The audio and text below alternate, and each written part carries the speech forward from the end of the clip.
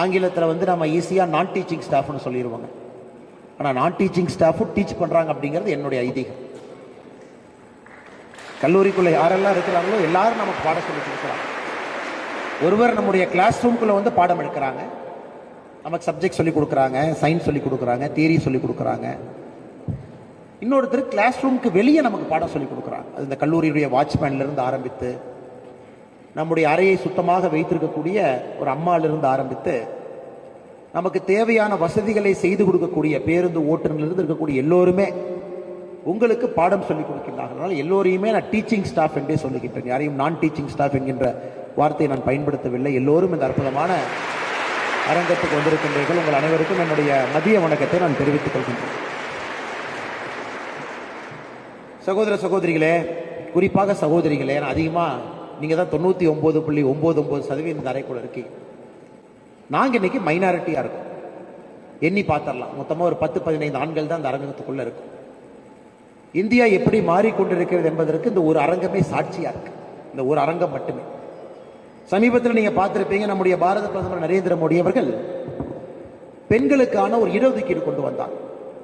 பாராளுமன்றத்தில் சட்டப்பேரவையில் 33%. 2024 பாராளுமன்ற தேர்தல் நடந்து முடிந்த பிறகு அடுத்து வரக்கூடிய சென்சஸ்னுடைய டேட்டா வச்சு அதன் பிறகு வரக்கூடிய பொது தேர்தலில் அந்த 33% இடஒதுக்கீடு என்பது அமல்படுத்தப்படும் என்று சொன்னார். அப்படி பார்த்தீங்கன்னா 2024 பாராளுமன்ற தேர்தல் முடிந்தவுடன் வரப்போகின்ற சென்சஸ் 2025 அந்த மாதிரி இருக்கலாம். அதன் பின்பு வரப்போகின்ற தேர்தல் 2026 வரக்கூடிய எந்த தேர்தலாக இருந்தாலும், குறிப்பாக 2029 பாராளுமன்ற தேர்தலில் 33% இடஒதுக்கீடு நம்முடைய சகோதரிகளுக்கு, தாய்மார்களுக்கு கொடுக்க வேண்டும் என்று பிரதமருடைய யோசனை. அதை பாராளுமன்றத்தில் ஒரு சட்டமாக கொண்டு வந்தாச்சு. நமக்கு தெரியும் இது நடக்கும். அது நடக்கும் பொழுது நீங்க திரும்பி பார்த்தீங்கன்னா இன்னும் ஒரு 5-6 ஆண்டுகள்ல இந்தியாவில் எங்கேயுமே இந்த அளவுக்கு உலக நாடுகளில் ஆட்சியாளர்களாக பெண்கள் இந்த அளவுக்கு எங்கேயுமே கிடையாதுங்க. 7%. மேலை நாடுகளில் 9%. சுவிட்சர்லாந்து மாதிரி சில கேண்டன்ஸ் போயிட்டீங்கன்னா 13-14%. நம்முடைய நாடு தயாராகிவிட்டது. பெண்கள் நம்மை ஆள வேண்டும் என்று சொல்வதற்கு நம்முடைய நாடு தயாராகி கொண்டிருக்கிறது. தயாராயிட்டு அங்கொன்றுமாக இங்கொன்றுமாக ஒரு பெண்கள் ஆண்டார்கள், நம்ம கூட நின்னாங்க என்பதை தாண்டி பாராளுமன்றத்தில், சட்டப்பேரவையில் பெண்களுடைய குரல் கேட்க வேண்டும். அதன் மூலமாக ஏழை மக்களை மையப்படுத்தி இந்தியாவுடைய அரசியல் எடுக்க வேண்டும். பெண்களுடைய எளிமையும், பெண்களுடைய அறிவாற்றலும், பெண்களுக்கு இருக்கக்கூடிய தன்னம்பிக்கையும் எல்லாவற்றையும் தாண்டி பெண்களுக்கு இயற்கையாக இருக்கக்கூடிய கருணையும் ஆட்சி மன்றத்திலே வர வேண்டும் என்பதற்காக நம்ம எடுத்திருக்கக்கூடிய, இந்திய மக்கள் எடுத்திருக்கக்கூடிய முடிவு. எந்த அளவுக்கு நம்ம நாடு மாறி இருக்கு அப்படிங்கிறது ஒரு சின்ன உதாரணம்.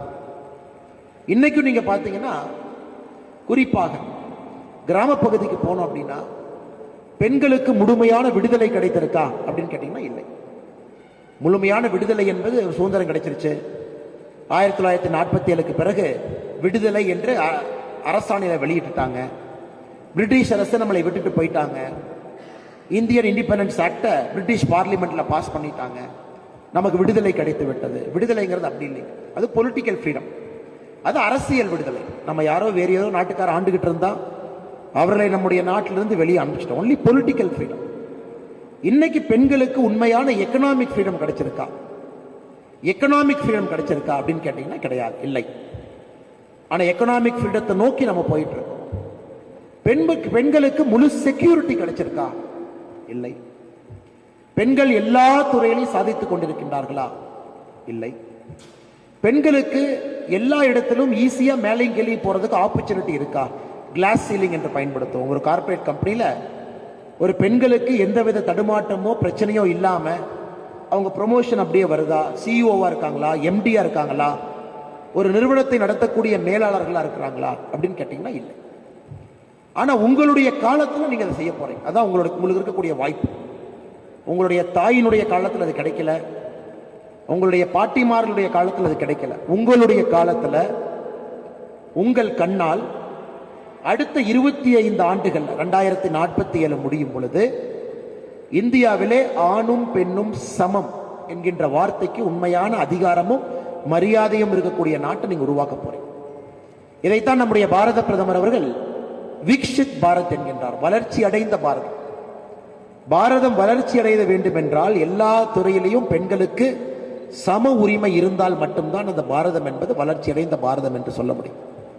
இன்னைக்கு 100 பேர் வேலை பார்க்கறாங்கன்னா இந்தியாவில் பெண்கள் women participation and work force வெறும் 24%, 24%. 76% ஆண்கள், 26% பெண்கள்.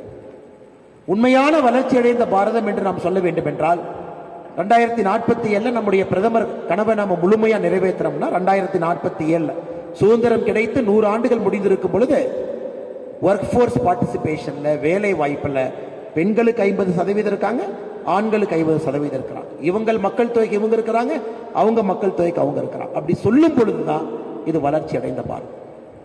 2014 பிறகு ஒரு சின்ன ஒரு 2 உதாரணம் சொல்றேன். ஏன்னா தலைப்பு அப்படிப்பட்ட தலைப்பு.